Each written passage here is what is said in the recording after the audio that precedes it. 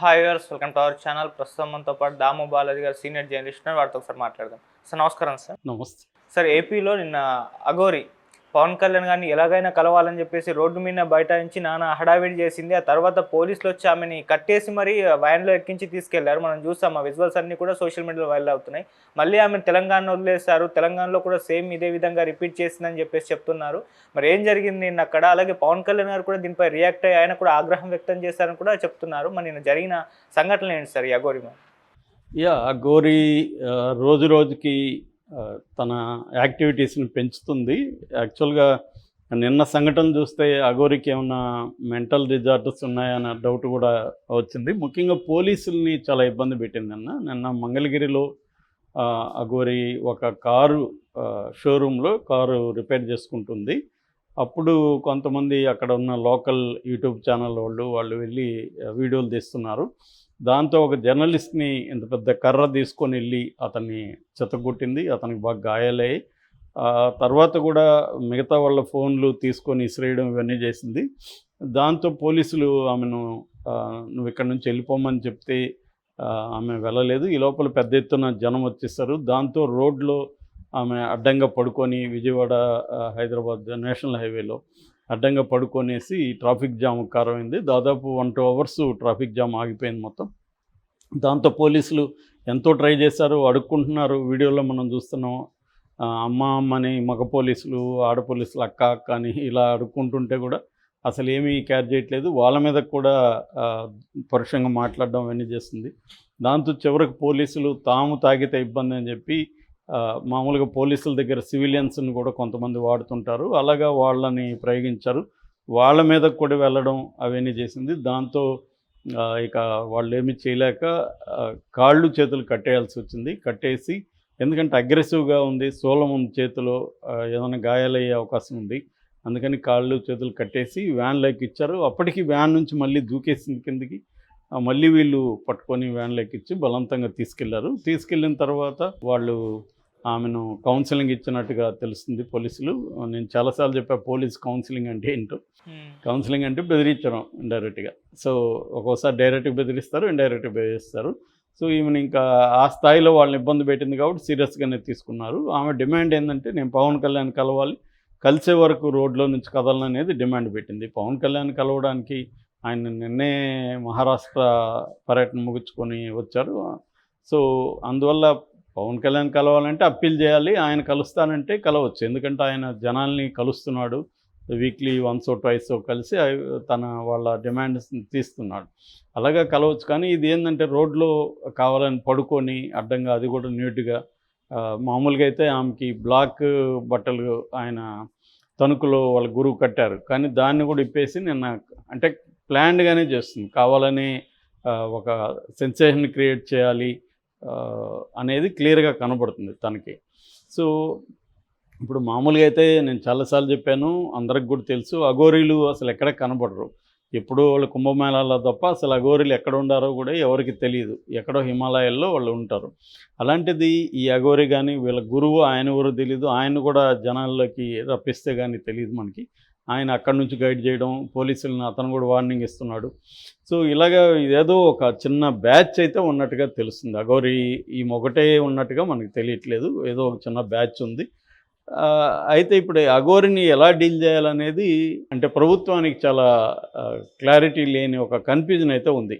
ఎందుకంటే ఈ మీద ఏమైనా చేస్తే మిగతా అఘోరీలను రప్పిస్తాను నేను అవన్నీ చెప్తుంది.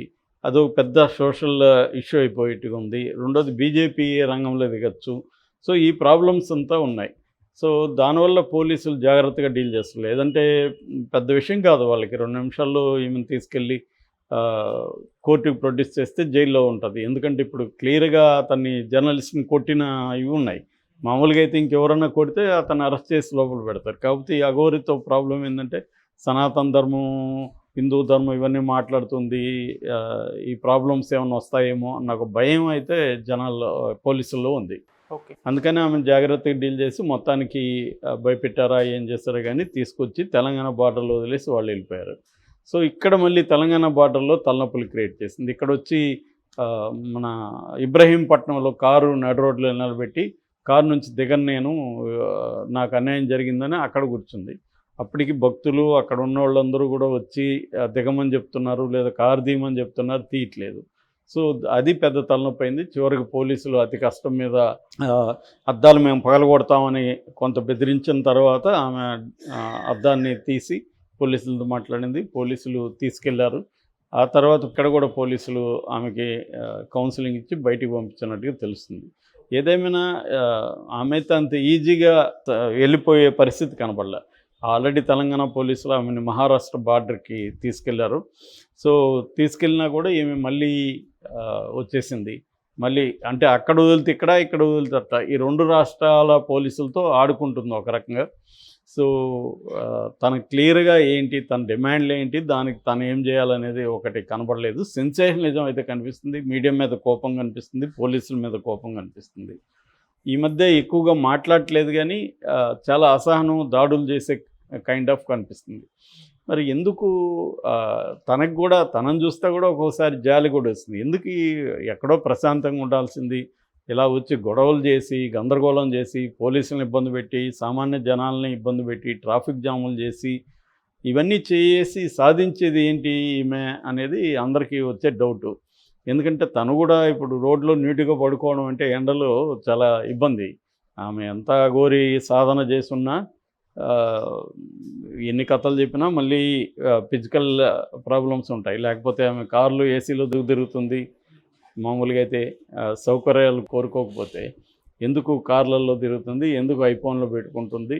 సో ఆమె కొంత కంఫర్ట్ లైఫ్ ఒక పక్క జీవిస్తూనే, ఇంకొక వైపు తానేదో మరి ఫేమస్ కావాలా, లేకపోతే ఏమైనా హిడెన్ అజెండా ఉందా, ఈమె వెనక ఎవరున్నారు, ఇదేమి ఇప్పటి వరకు పోలీసులు కూడా దీని మీద సీరియస్గా తీసుకొని పనిచేస్తున్నట్లేదు. ఎక్కడికక్కడ అప్పటికప్పుడు వాళ్ళు సాల్వ్ చేస్తున్నారు. మరోవైపు ఏమో నిన్న మనం చెప్పుకున్నాం ఆల్రెడీ, మధిరలో ఒక ప్రైవేట్ హాస్పిటల్ని ఓపెనింగ్కి ఏమైనా పిలిచారు. మరి అక్కడ ఎందుకు పిలిచారు వాళ్ళు, ఇది ఇంకా పెంచడం అనేది ఇబ్బంది. మొగ్గలోనే దుస్తే బెటరు, లేదంటే ఇది ఇంకా హెడ్ఏక్ అయిపోయే అవకాశం కనిపిస్తుంది. సో ఆమె ఏమన్నా కొత్తగా ఏమన్నా చెప్తుందా, పోనీ ధర్మం అంటే ఏందో చెప్తుందా, సనాతనం అంటే ఏందో చెప్తుందా, ఏమీ లేదు. నేను మాట్లాడితే సనాతనం అంటుంది, ధర్మాన్ని రక్షిస్తానంటుంది. ఇంకా దారుణమైన స్టేట్మెంట్లు ఇవ్వడం కూడా, వేరే వాళ్ళ టెంపుల్స్ ఆక్యుపై చేసుకున్న మసీదులను కొల్లగొడతానని కూడా నేను స్టేట్మెంట్ ఇచ్చాను. ఇదేంటంటే law and order problem create చేసే వైపుగా మనకి కనబడుతుంది.